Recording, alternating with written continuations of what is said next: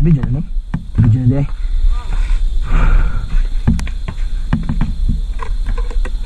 Mawawatag Aerox guys.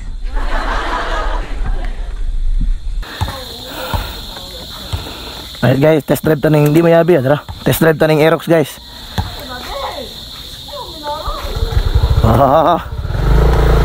Shout out sa Tag-iya. Sticker ba? Ay ka sticker. Okay guys, test drive sa Aerox.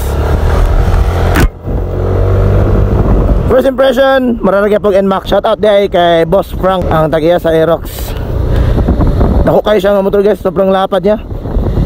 Sarap niyang i-maneuver oh, tingnan nyo. Ganda. Para makabili tayo ng Aerox dito ah. Yes! No! I am God in flesh! So, ito yung first gen ng Aerox guys. 2018 ata, hindi ko sure. Pero ito yung first gen pero tingnan muna natin ha. Mamaya na. Papakita ko sa inyo yung kabuuang motor after nito. Punta muna tayo ng plaza.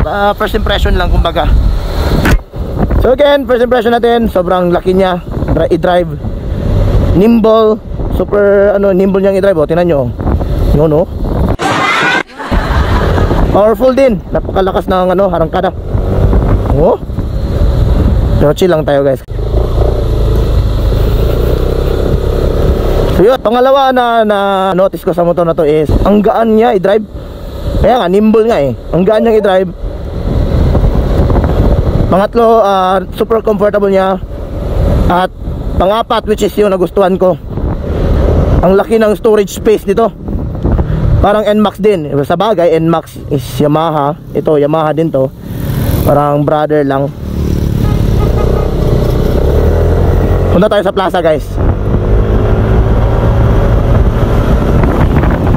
Woo! Lakas ng arangkada. Parang NMAX din. Ano kayang mananalo dito? NMAX versus Aerox. Matry nga natin guys. So ito po ay Yamaha Aerox 155. At sa puntong ito, alam nyo naman na hindi ko gusto yung scooter. I mean, wala tayong hatred sa scooter. Pero wala tayong hindi natin gusto yung scooter kasi nga trip natin yung trip natin yung nag-shift gear, ganun. Trip natin yung downshift, upshift, ganun. Kaya gusto natin yung manual na motor, yung may clutch, ganun. Pero habang dinadrive ko to, ang dami ko nang nadrive ang scooter. Pero habang parami akong scooter na nadrivean, parang gusto ko na atang bumili ng scooter ah. Pero bit lang yung kaya ko. Try natin guys yung power niya.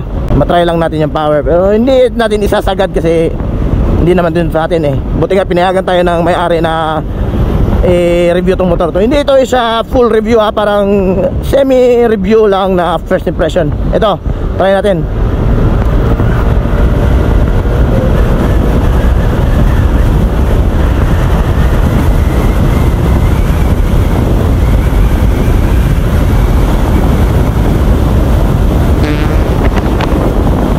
Umabot ba yun ng 100? Hindi ako nakatingin sa speedometer, nakatingin lang ako sa kalsada kasi wala, focus ako sa drive eh. Try natin ulit, balik na tayo doon. Before natin ibabalik, papakita ko muna sa inyo yung forma ng motor na to. I mean, trust me guys, ang ganda nito eh. Ang ganda niyang tingnan talaga. Para siyang wala, hindi ko alam. Yan, tingnan natin ta malapitan guys. So sabi ng may-ari, repaint na po ito. Yan, repaint blue. Pero ang angas ng pagkaka-blue niya eh, no? Parang stock lang na blue pero may hint of dark siya, dark blue ganun. At NVX yung nakasulat, so may na siya, may decals na nakakabit na. White mags pero stock pa rin yung mags niya, gulong, yun. Hindi sure, hindi, sabi ng may-ari hindi siya sure kung kargado ba rin yung makina nito kasi nga second hand lang itong nabili niya. Yan, balik na tayo dun guys. Ibalik na natin ito sa may-ari. Try natin ulit.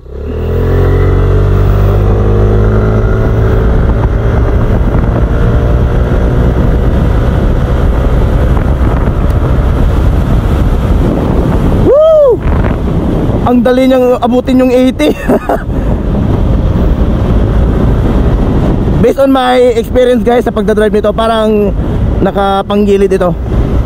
Ang gaan niya eh, napaka-responsive ng throttle niya eh.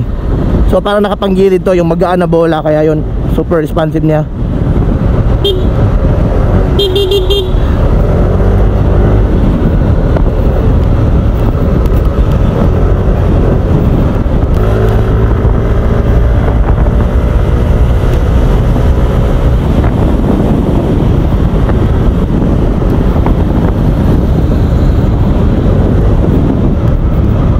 Daan muna tayo sa plaza. Nakakatakot yung brake nito, lalo na pag ano, pag may mga buhangin ganun. Kasi ang likuran po nito ay naka drum brake lamang, at sa unahan ay disc brake at walang ABS. Kaya pag pumipreno kayo nito guys, make sure na ano, walang mga buhangin, at saka alam nyo yung mechanics o anong behavior ng drum brakes.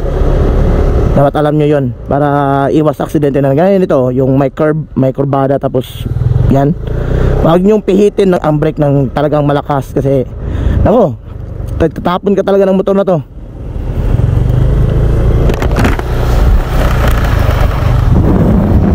Ayan, may palaro for training. Aboy!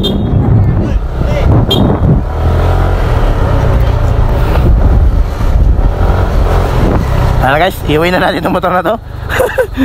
Baka nag-aantay na yung may-ari. Woo! Super liksi niyang i-drive. Try natin itong i-review guys ng araw, hindi yung gabi.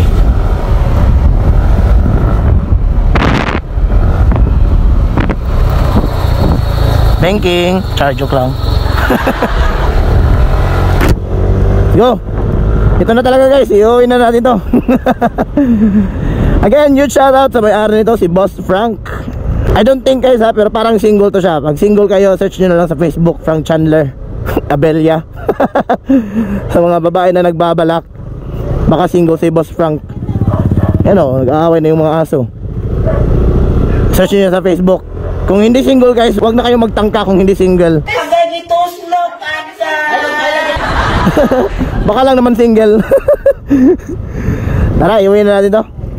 At para ano, matapos na rin yung vlog na to.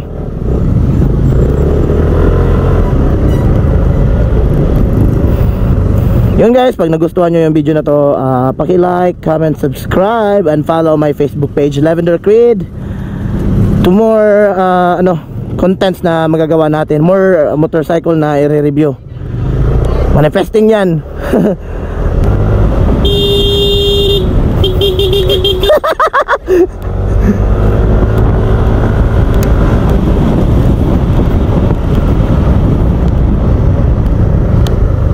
Let's go. Iuwi na natin itong motor na to guys. Thank you so much and peace out. Bang! Totoo yan.